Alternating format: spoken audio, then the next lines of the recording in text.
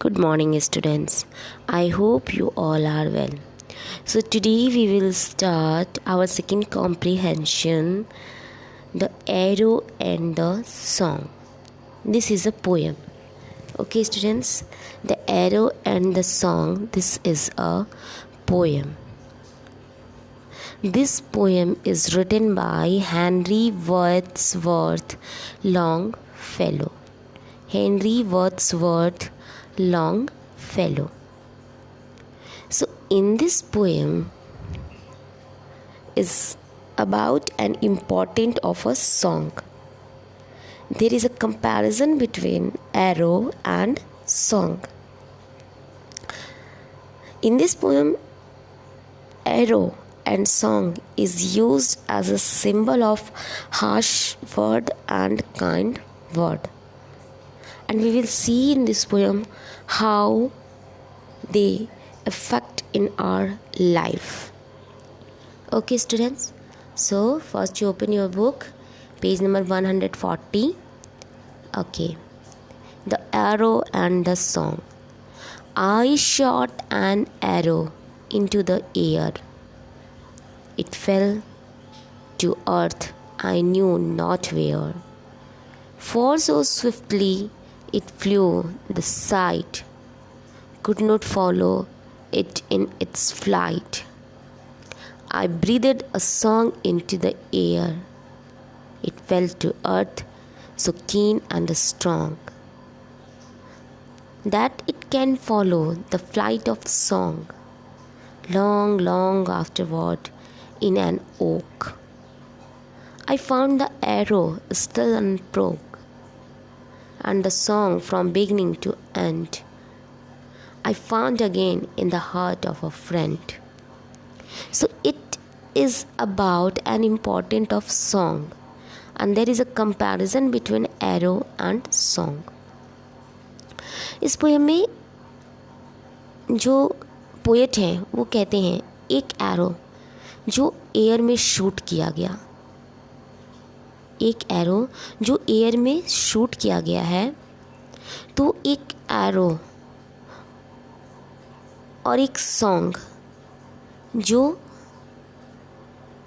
संग किया गया है यानी गाया गया है, इन दोनों की जर्नी को दिखाया गया है, इन दोनों की जर्नी को दिखाया गया है। जब एक एरो और एक सॉन्ग एयर में यानी हवा में जाते हैं तो वो कहाँ चले जाते हैं नहीं पता। एक arrow, I shot an arrow into the air, मैंने एक तीर छोड़ा हवा में। It fell to earth, I knew not where, ये धरती पर जा गिरा, पर कहाँ गिरा मुझे नहीं पता। For so swiftly it flu the site, could not follow it in its flight, ये इतनी तेज़ी से निकल गया, ये जो एरो है, ये जो तीर मैंने छोड़ा, एरो मैंने छोड़ा, ये हवा में इतनी तेज़ी से निकल गया कि मेरी आंखें उसे देख ही नहीं पाई कि वो कहाँ गया। I breathe the song into the air, मैंने हवा में एक गाना गाया। It fell to earth, I knew not where, ये कहाँ धरती पर जाकर गिरा। ये वंस अगेन, ये जो गाना गाया गया, when I sang a song, it's fell down where on the earth, I not knew, मुझे नहीं पता कहाँ गया। That it can follow the flight of song, किसकी इतनी पारखी नज़र है कि वो इस एरो की फ्लाइट को और इस सॉन्ग की फ्लाइट को फॉलो कर सके कि ये कहाँ जा रहे हैं, धरती पर आकर कहाँ गिर रहे हैं, ये एयर की फ़्लाइट और ये सॉन्ग की flight. Okay, he found that song again kept in very perfect condition in a heart as a respect Okay, so long afterward in an oak it found the arrow still unbroken. बहुत लंबे समय के बाद उन्होंने पाया, the poet found his arrow was unbreakable.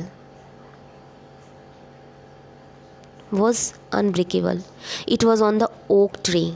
ये कहाँ पर था? ओक ट्री पर था. जो एरो उन्होंने छोड़ा, बहुत समय के बाद उन्हें पता चला वो एक ओक ट्री पर था. I found the arrow still unbroke. मैंने पाया कि एरो जो था वो अनब्रोक था. So the poet found after long time his arrow was unbreakable. Poet come back to song from beginning to ends. When poet come back song from beginning to ends, his song again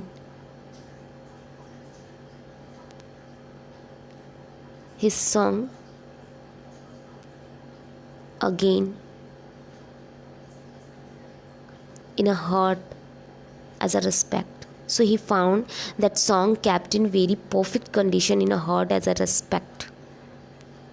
तो उन्होंने पाया जब poet फिर से beginning से and तक song की तरफ जाता है, गाने की तरफ जाता है, तो वो देखता है कि उसके जो गाए हुए सॉन्ग थे वो एक परफेक्ट कंडीशन में है, किसी के हार्ट में है, एज अ रेस्पेक्ट कंडीशन, एक रेस्पेक्टफुल कंडीशन में है.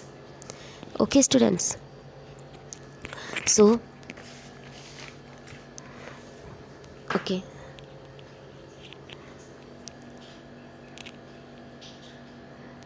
so in this poem, now symbolically the arrow may respect unkind or harsh word sometimes when we don't realize and say something very unkind. They represent arrow. So इस poem में जो poet हैं उन्होंने arrow को एक symbolically unkind word, harsh word के रूप में लिया है. Sometimes when we don't realise, कभी कभी जब हम कुछ वर्ड बोलते हैं, कुछ ऐसे हार्श वर्ड बोलते हैं और हमें रियलाइज़ नहीं हो पाता कि हमने जो हार्श वर्ड बोल रहे हैं that can be hurt someone, वो किसी को हर्ट कर सकता है. So here arrow represent harsh word and song stretch word kindness. और जो song होता है एक kindness word की तरह होता है and pleasing word होता है जो लंबे समय तक किसी के हार्ट में एज अ रेस्पेक्ट रहता है. So both went away from the speaker, and the speaker, when realized they stay in the world, these are unbreakable. They are not so. They are not so. The poem respects of the joy and happiness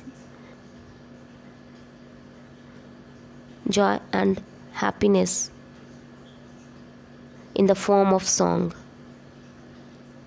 and the impact of hatred, unkind words, the form and arrow, and every writer, every poet give us some lesson. So इस poem में जो song है वो pleasant word के लिए show किए गए हैं.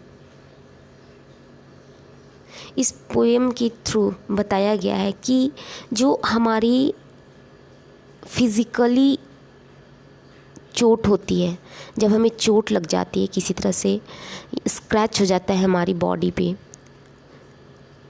दे can be heal once time, एक समय वो भर सकते हैं, but when we speak to someone any harsh word it can be heal. लेकिन जब हम किसी से हार्श वर्ड बोल देते हैं, अनकाइंड वर्ड बोल देते हैं, तो वो कभी नहीं भर सकता, वो अनब्रेकेबल होता है। वो जो पल होते हैं, वो जो टाइम होता है, वो अनब्रेकेबल होता है। It can not be forgot, हम उसे भुलाया नहीं जा सकता। सो every writer, every poet give a message, give a lesson। जितने भी राइटर होते हैं, जितने भी पोएट होते हैं, वो हमें लेसन देते हैं, एक मैसेज देते हैं। सो डोंट स्प्रेड हेट्रेड, नफ़रत नहीं फैलानी चाहिए। We have to spread kindness which will remain in the hearts of our friends as a respect. हमें काइंडनेस, प्यार फैलाना चाहिए, दयालुता फैलानी चाहिए, जो हमारे फ्रेंड के हार्ट में हमेशा हमेशा रहता है, वो कहीं नहीं जाता। सो that was our poem, The Arrow and the Song. So in this poem, arrow is used as a symbol of harsh word and song is used as a kind word, pleasant word, and both are present in our life when we speak harsh word or when we speak kind word. Both are present in our life, but harsh word is unbreakable. It always feel sad and it gives stress to someone, but kind word, pleasant word always stay in our friends' hearts, and it feels joy, happiness. So हमेशा हमें kindness word use करना चाहिए। जब भी हम किसी से बात कर रहे होते हैं, तो हमें ये सोचना चाहिए, when we talk about someone then we thought deeply what we are going to speak, हम क्या बोलने जा रहे हैं। It may not be hatred anyone, ये किसी को हेट ना करे। Okay students, so once again you will read this poem. Goodbye, have a nice day.